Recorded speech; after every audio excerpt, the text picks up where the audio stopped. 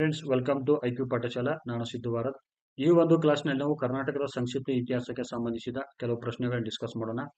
ಈ ಕ್ಲಾಸ್ನಲ್ಲಿ ನಾನು ಈ ಆಳುಪ ರಾಜ್ಯ ಮನೆತನಕ್ಕೆ ಸಂಬಂಧಿಸಿದ ಕೆಲವು ಪ್ರಶ್ನೆಗಳನ್ನ ತಂದಿದ್ದೀನಿ ನಿಮಗೋಸ್ಕರ. ಅಂದ್ರೆ KS 2024 ಒಂದು ಪರೀಕ್ಷೆಗೆ ಅನುಕೂಲ ಆಗಲಂತ ಏನ್ ಮಾಡಿದ್ದೀನಿ ಅಂದ್ರೆ ನಾನು ಕೆಲವು ಪ್ರಶ್ನೆಗಳನ್ನ ಅಂದ್ರೆ ಎಲ್ಲಾ ಟಾಪಿಕ್ ನಿಂದ ಒಂದು 10, 20, 40 ಈ ತರ ಪ್ರಶ್ನೆಗಳನ್ನ ಡಿಸ್ಕಸ್ ಮಾಡ್ತಾ ಬಂದಿದ್ದೀನಿ.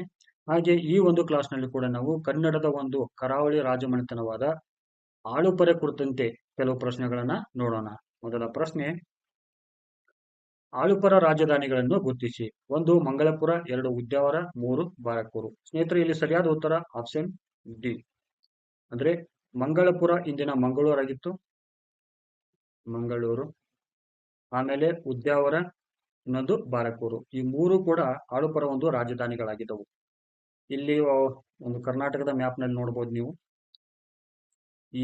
ಈ ಪ್ರದೇಶನಿಂದ ಇದನ್ನ ಆಳ್ವಕೇಡ ಅಂತಲೂ ಕೂಡ ಕರಿತಿದ್ರು. ಏನು ಆಳ್ವಕೇಡ. ಮುಂದಿನ ಪ್ರಶ್ನೆ, ಆಳುಪರ ಟಂಕಸಾಲೆಗಳು ಯಾವ ಸ್ಥಳಗಳಲ್ಲಿ ಕಂಡು ಬಂದಿವೆ? ಇಲ್ಲಿ ಆಪ್ಷನ್ 1 ಮಂಗಳೂರು, 2 ಉದ್ಯಾವರ, 3 ಬಾರಕೂರು. ಸ್ನೇಹಿತರೆ, ಇಲ್ಲಿ ಸರಿಯಾದ ಉತ್ತರ ಆಪ್ಷನ್ ಎ. ಮಂಗಳೂರು ಅಥವಾ ಮಂಗಳಪುರ ಆಳುಪರ ಒಂದು ಟಂಕಸಾಲೆಗಳಾಗಿದ್ದವು. ಇವರ ನಾಣ್ಯದ ಹೆಸರು ಗದ್ಯಾನ. ಗದ್ಯಾನ ಒಂದು ಚಿನ್ನದ ನಾಣ್ಯ ಆಗಿತ್ತು. ಏನು ಚಿನ್ನದ ನಾಣ್ಯ. ಮುಂದಿನ ಪ್ರಶ್ನೆ ನೋಡ್ರಿ, ಆಳುಪರ ರಾಜ್ಯ ಲಾಂಛನ ಯಾವುದು? ಇಲ್ಲಿ ಸರಿಯಾದ ಉತ್ತರ ಯಾವುದು ಅಂದ್ರೆ ಆಪ್ಷನ್ ಬಿ, ಜೋಡಿ ಮೀನುಗಳು. ಚಿತ್ರದಲ್ಲಿ ನೋಡಬಹುದು ನೀವು. ಇದೊಂದು ಛತ್ರಿ, ಆಮೇಲೆ ಅರ್ಧಚಂದ್ರ,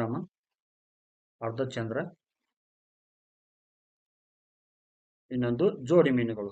ಇವೆರಡು ಜೋಡಿ ಮೀನುಗಳು ಅವರ ಒಂದು ಲಾಂಛನ ಆಗಿತ್ತು. ಇನ್ನು ಮತ್ತೊಂದು ಇಂಪಾರ್ಟೆಂಟ್ ಏನಂದ್ರೆ, ಈ ಜೋಡಿ ಮೀನುಗಳು ಪಾಂಡ್ಯ ರಾಜ್ಯ ಮನೆತನದ ಒಂದು ಲಾಂಛನವಾಗಿತ್ತು. ಪಾಂಡ್ಯರ ರಾಜ್ಯ ಲಾಂಛನ ಕೂಡ ಆಗಿತ್ತು. ಮುಂದಿನ ಪ್ರಶ್ನೆ ನೋಡೋಣ.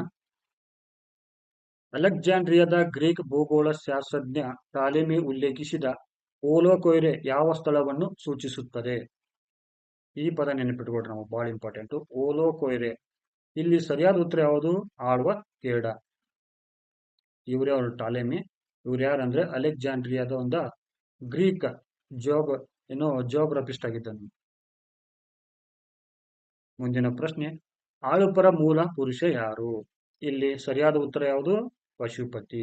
ಪಶುಪತಿ ಆಳುಪರ ಒಬ್ಬ ಮೂಲ ಪುರುಷ ಅಥವಾ ಮೂಲ ಸ್ಥಾಪಕನಾಗಿದ್ದ.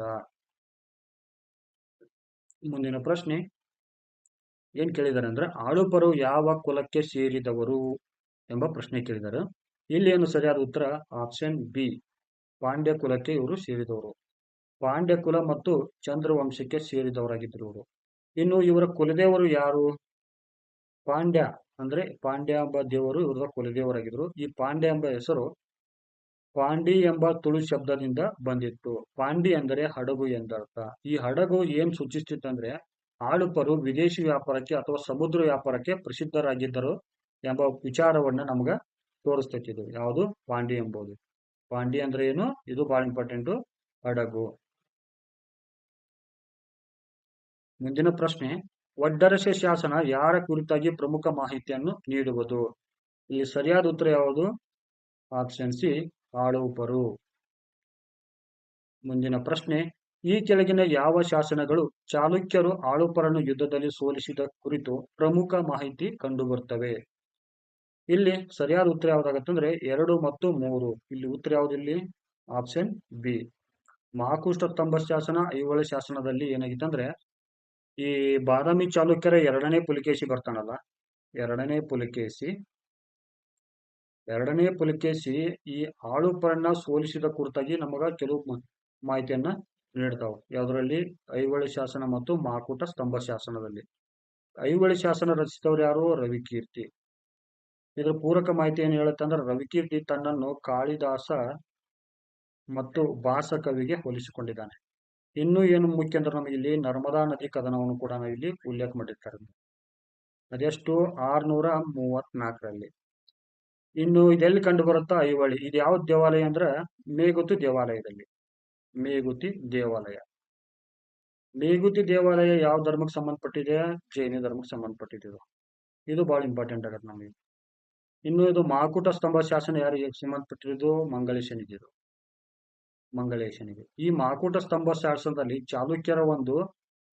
ಚಾಲುಕ್ಯ ಎಂಬ ರಾಜ್ಯ ಮನೆತನಕ್ಕೆ ಹೆಸರು ಬರಕ್ಕೆ ಏನ್ ಕಾರಣ ಆಗುತ್ತೆ ಅಂದ್ರೆ ಚಾಲುಕ್ಯ ಎಂಬ ಪದ ಇದೆ. ಆ ಚಾಲುಕ್ಯ ಎಂಬ ಪದನ ಮಂಗಳ ಮಹಾಕೂಟ ಸ್ತಂಭ ಶಾಸನದಲ್ಲಿ ನೋಡ್ತೀವಿ.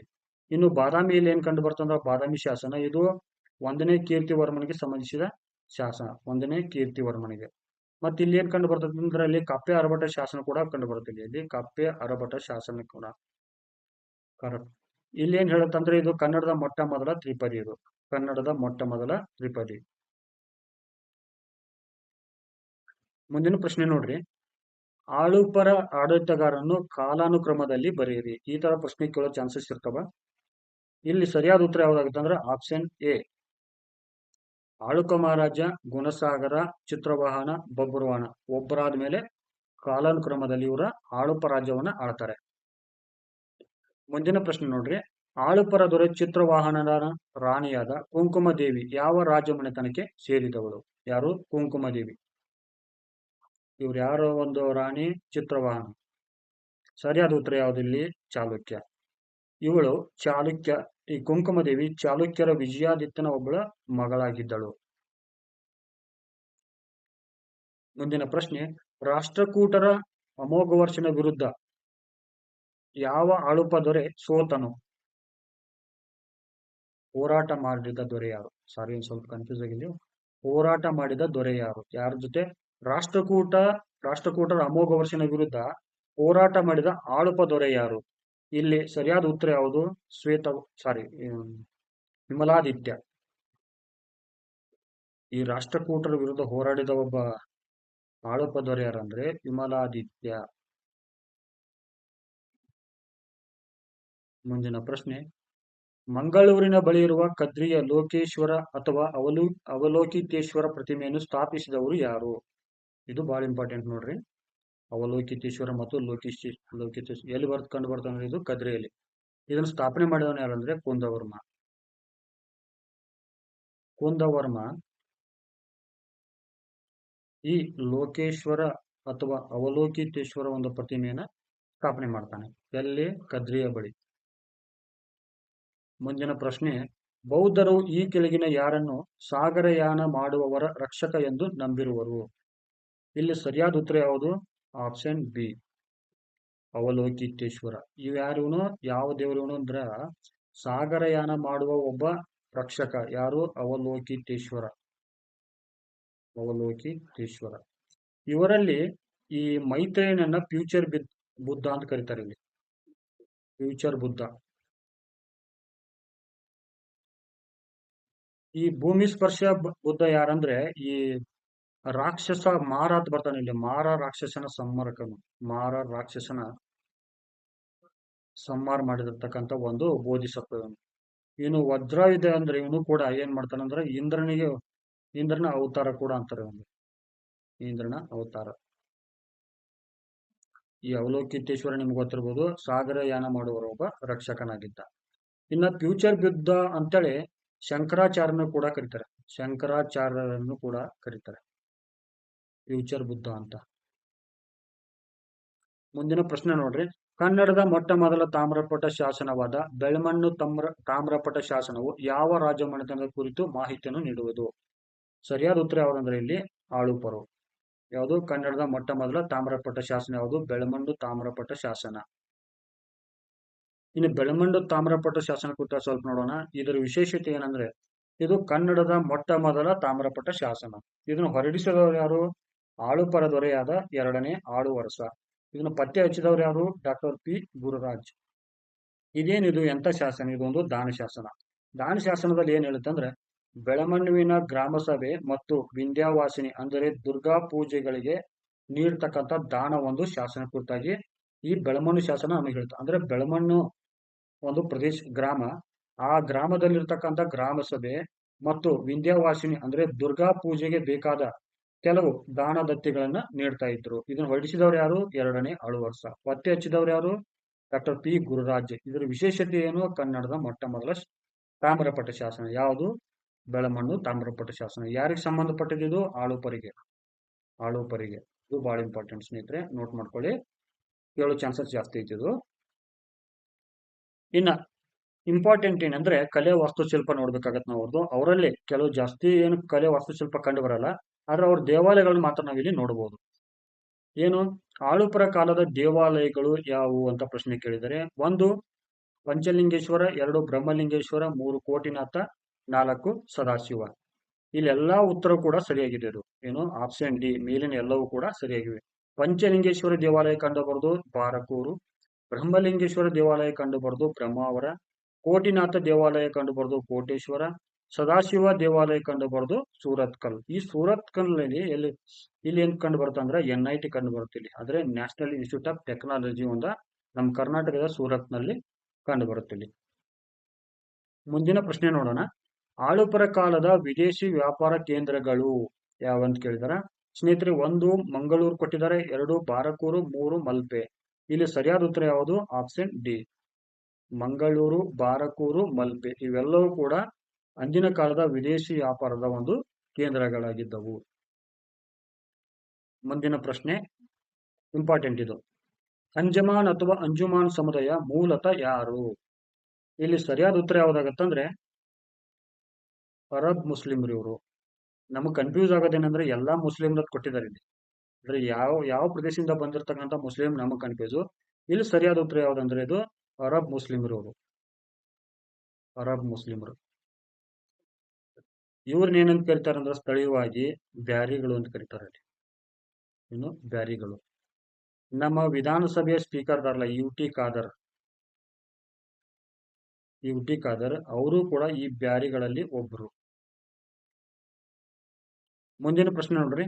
ಕಿಕ್ಕಾಯಿ ಅಥವಾ ಕೃಷ್ಣಾಯಿ ತಾಯಿ ಎಂಬುಳು ಯಾರಾಗಿದ್ದರು? ಇಲ್ಲಿ ಸರಿಯಾದ ಉತ್ತರ ಏನಾಗತ್ತಂದ್ರ 3ನೇ ಬಲ್ಲಾಳನ ಒಬ್ಳು ರಾಣಿ ಆಗಿದ್ಲು. ಈ ಕೃಷ್ಣ ತಾಯಿ ಯಾರಂದ್ರೆ ಆಳುಪರ ಒಬ್ಳು ರಾಜಕುಮಾರಿ ಆಗಿದ್ಲು. ಇವಳನ್ನ ಏನ್ ಮಾಡ್ತಾರಂದ್ರ ಹೊಯ್ಸಳರ 3ನೇ ಬಲ್ಲಾಳನಿಗೆ ಕೊಟ್ಟು ಮದುವೆ ಮಾಡ್ತಾರೆ. ಇವನ್ ಯಾರು? ಹೊಯ್ಸಳರ ಒಂದು 3ನೇ ಬಲ್ಲಾಳನಿಗೆ ಕೊಟ್ಟ ಮದುವೆ ಮಾಡ್ತಾರ. ಈ 3ನೇ ಬಲ್ಲಾಳ ಅಂದ್ರ ಹೊಯ್ಸಳರ ಕೊನೆಯ ರಾಜ ಇವನು. ಆಮೇಲೆ ಏನಾಗತ್ತಂದ್ರೆ ಇವನು ಮೊಹಮ್ಮದ್ ಬಿನ್ ತುಘಲಕನ ಕಾಲದಲ್ಲಿ ತನ್ನ ರಾಜ್ಯವನ್ನ ಕಳ್ಕೊಳ್ತಾನ. ಯಾಕಂದ್ರೆ ಕೆಲವು ಈ ಮಧುರೈನ ಪಾಂಡ್ಯರು ಮತ್ತೆ ಒಬ್ಬರ ಅಲಿ ಗುರ್ಷಸ್ಪ ಅಂತೇಳಿ ಮತ್ತೆ ಇನ್ನೊಬ್ರು ಯಾವನೋ ಬರ್ತಾರಲ್ಲಿ, ಅವ್ರಿಗೆಲ್ಲ ಆಶ್ರಯ ಕೊಟ್ಟು ಮೊಹಮ್ಮದ್ ಬಿನ್ ತುಘಲಕನ ಕೆಂಗನಿ ಗುರಿಯಾಗಿ ಏನಾಗತ್ತಂದ್ರ ಅವನ ರಾಜ್ಯವನ್ನ ಕಳ್ಕೊಳ್ಬೇಕಾಗತ್ತ. ಈ 3ನೇ ಬಲ್ಲಾಳನನ್ನ ಇಲ್ಲಿಂದ ಡೆಲ್ಲಿ ಕಳಿಸ್ಬೇಕಾದ್ರೆ ಅವನು ಮಧ್ಯದಲ್ಲಿ ಸಾಯ್ತಾನ. ಇನ್ನು ವಿಷ್ಣುವರ್ಧನ ರಾಣಿ ಯಾರಾಗಿದ್ರು? ಬಹಳ ಇಂಪಾರ್ಟೆಂಟ್ ಇಲ್ಲಿ. ನಾಟ್ಯ ರಾಣಿ ಶಾಂತಲೆ ಇವನ ಒಂದು ರಾಣಿಯಾಗಿದ್ರು ವಿಷ್ಣುವರ್ಧನ.